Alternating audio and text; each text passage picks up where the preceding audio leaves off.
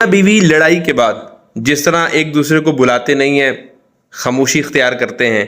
اگر یہی خاموشی لڑائی سے پہلے اختیار کی جائے تو لڑائی کی نوبت ہی نہ آئے۔ سم ٹائم ہوتا ہے ایسا یہ کہ ایک بولتا ہے، پھر دوسرا بولتا ہے، پھر پہلا بولتا ہے، یوں باتوں کو طول ملتا ہے، ہوا ملتی ہے اور لڑائی جڑ پکڑتی ہے۔ آپ کے خیال میں کیا ہونا چاہیے؟ کمنٹ میں ضرور بتائیے گا، کیونکہ میرے خیال میں خاموش ہونا انسان کے بس میں تو ہے کہ اگر وہ لڑائی کے بعد اپنے آپ پر کنٹرول کرتا ہے اور سامنے والوں کو بلاتا نہیں ہے، جناب خاموشی اختیار کرتا ہے، ناراضگی کا اظہار کرتا ہے، جبکہ شرعی طور پر اس کی کہیں نہ کہیں ممانعت بھی ہے، لیکن میں روٹین کی بات کر رہا ہوں کہ جس طرح میاں بیوی ایک دوسرے کو لڑائی کے بعد نہیں بلاتے، اگر لڑائی سے پہلے ایک دوسرے کے لیے خاموشی اختیار کریں، میرے خیال میں جو قوت برداشت بعد میں انسان کے اندر ہوتی ہے وہ پہلے بھی موجود ہوتی ہے، صرف وہ بندہ وہاں استعمال نہیں کرتا۔ کہتے ہیں نا کہ غصہ ہمیشہ چھوٹے پر آتا ہے، بڑے کے سامنے غصہ نہیں آتا، تو بڑا سمجھدار غصہ ہے، بڑا سمجھدار آدمی ہے، اصل میں غصہ بھی وہی ہے، بندہ بھی وہی ہے، لیکن سامنے والے کا جب سٹیٹس دیکھتا ہے تو پھر اپنے آپ پر کنٹرول کر جاتا ہے۔ انسان کے اندر کنٹرول کرنے کی طاقت ضرور ہوتی ہے،